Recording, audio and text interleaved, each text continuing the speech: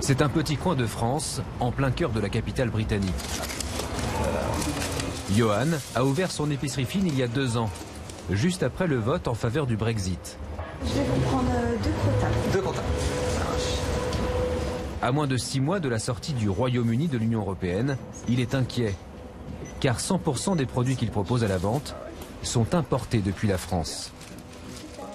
Quand je passe une commande, qu'il n'y a aucune taxe ou frais de douane à l'importation de produits, donc c'est le libre-échange. Si demain il y a des taxes à l'importation, forcément le coût de revient sera plus du tout le même et je crains que ce soit trop cher par la suite pour le consommateur.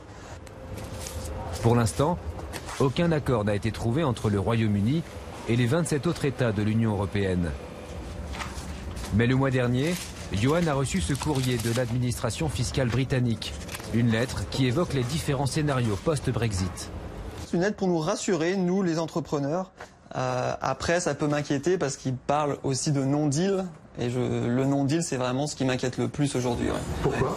Qu'il n'y ait aucun accord avec l'Union européenne et que dans le futur, ça soit un peu compliqué quoi, pour le business. Ouais. 300 000 Français vivent au Royaume-Uni, un pays membre des institutions européennes depuis 45 ans.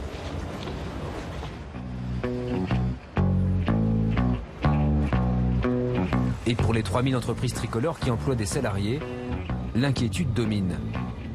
Comme dans celle-ci, installée dans l'ouest de Londres. Une société spécialisée dans les bijoux personnalisés, créée il y a 11 ans par un couple de Français. Arnaud est l'un des cofondateurs. So, where is this going to? I think this one is going to Australia. Australia. L'entreprise exporte 1/3 de sa production vers l'Europe et l'Amérique du Nord.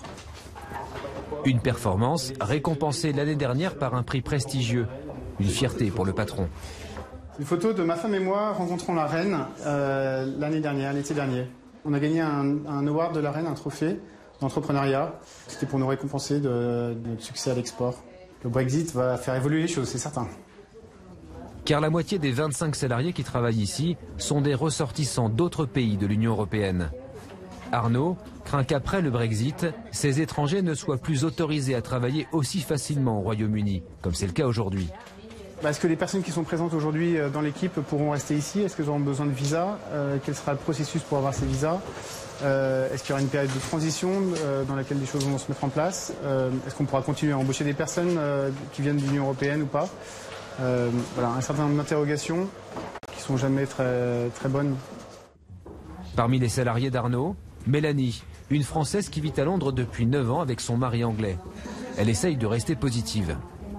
On ne sait toujours pas ce qui va nous arriver et quel statut on va garder. J'ose être optimiste et croire qu'ils ne peuvent pas mettre tous les Européens à la porte le 30 mars parce que en termes d'économie et même la vie des gens, on ne peut pas faire ça. Dans le bureau d'à côté, Barbara, une Britannique, est même un peu gênée vis-à-vis de ses collègues européens. Je me sens mal pour eux car je sais qu'ils ont beaucoup d'interrogations. Ils ne savent pas quels seront leurs droits. Ce qu'ils vont devenir, c'est dur. Mais je veux qu'ils sachent que je n'ai pas voté pour cela.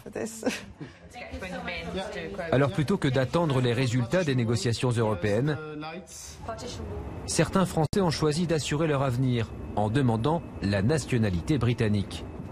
Comme Carole, une avocate française mariée à Philippe, un Gallois. Elle vit à Londres depuis 32 ans, suffisamment pour demander un passeport britannique. Pour obtenir le document, elle a notamment dû passer un test de culture générale en anglais. Ah, qui a construit la tour de Londres? Alors ça, nous Français, on devrait y être très fiers, parce qu'en fait, c'est William le Conquérant, Guillaume le Conquérant. Après le Brexit, Carole redoute de ne plus pouvoir circuler librement entre le Royaume-Uni et l'Europe. Ça fait plus de 30 ans que je suis ici. Mes filles sont françaises et britanniques, mais il se peut qu'elles décident de rester vivre en Grande-Bretagne. Et moi, je veux avoir la possibilité d'être sûre de pouvoir revenir les voir si je viens partir en France, m'occuper de mes parents ou prendre ma retraite un peu en France. Et je veux pas qu'après on me dise que je n'ai pas le droit de revenir en Angleterre. Comme Carole, plus de 3000 Français ont fait l'année dernière une demande de naturalisation. C'est 3 fois plus que les années précédentes. Mais pour cette famille, le Brexit, c'est surtout des dizaines de questions sans réponse, jusqu'aux plus farfelues. Pour leurs prochaines vacances de Pâques, prévues en France, ils hésitent à emmener leur chien Laszlo. Là récemment j'ai emmené le chien chez le vétérinaire et le vétérinaire me dit est-ce que vous avez préparé Brexit pour le chien? Donc je me dis on n'a pas pensé au chien et en fait c'est vrai qu'il disait il y a une possibilité que fin mars après Brexit les animaux ne puissent plus bénéficier du passeport qu'ils avaient pour pouvoir voyager en Europe. Ça m'étonnerait quand même qu'ils laissent tous les Anglais revenir de vacances de Pâques et laisser leurs chiens à Calais. C'est surtout l'incertitude qui rend ça un peu difficile. Mais tous les Français ne vivent pas mal cette incertitude. Certains bénéficient même d'un effet Brexit, comme David, qui travaille dans le tourisme. David, ça va bien? Jackie. Ah, ça va bien. Ce jour-là, il accueille 4 retraités venus de Corse, passés une semaine en Angleterre. Ça va bien?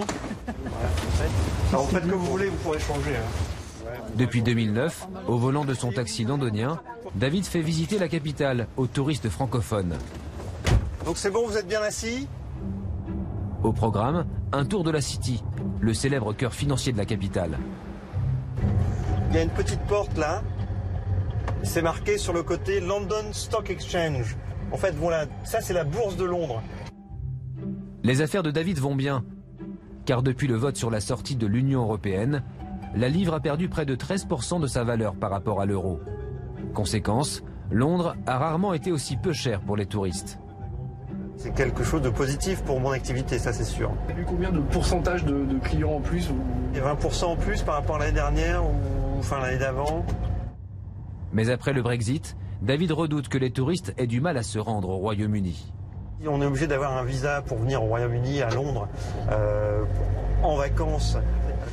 Les gens vont réfléchir 2 fois avant de venir au Royaume-Uni. Ça pourrait rester un problème pour mon activité. Après 27 années passées en Angleterre, David n'imagine pas une seconde devoir rentrer en France. D'autres ont en revanche déjà franchi la Manche.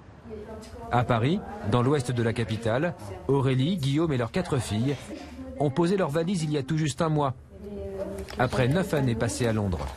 Ça fait partie des bons souvenirs. Trop mignon. L'uniforme de l'école anglaise, regarde. Le petit blazer rouge. Guillaume, 48 ans, est directeur marketing dans un grand groupe de télécommunications français. Il a dû rentrer car son employeur lui a fait comprendre que son avenir professionnel n'était plus en Angleterre.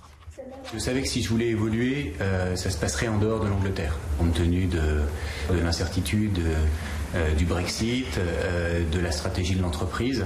Il y avait peu d'opportunités de développement en Angleterre. Et il n'est pas le seul dans cette situation. Depuis Paris, Aurélie pilote une société qu'elle a créée il y a 3 ans à Londres pour l'accueil et l'installation des expatriés français. Elle constate qu'à l'approche du Brexit, les familles se renseignent de plus en plus pour partir. On a reçu plusieurs appels de on est une famille française qui souhaite rentrer à Paris, comment est-ce qu'on va faire pour les écoles, quel quartier choisir, combien ça coûte. Aujourd'hui, Aurélie songe même à créer une filiale française pour accompagner ces familles qui rentrent. Aucun chiffre n'existe pour l'instant, mais ce phénomène pourrait exploser dans les prochains mois si le Royaume-Uni et l'Union européenne ne parvenaient pas à trouver un accord.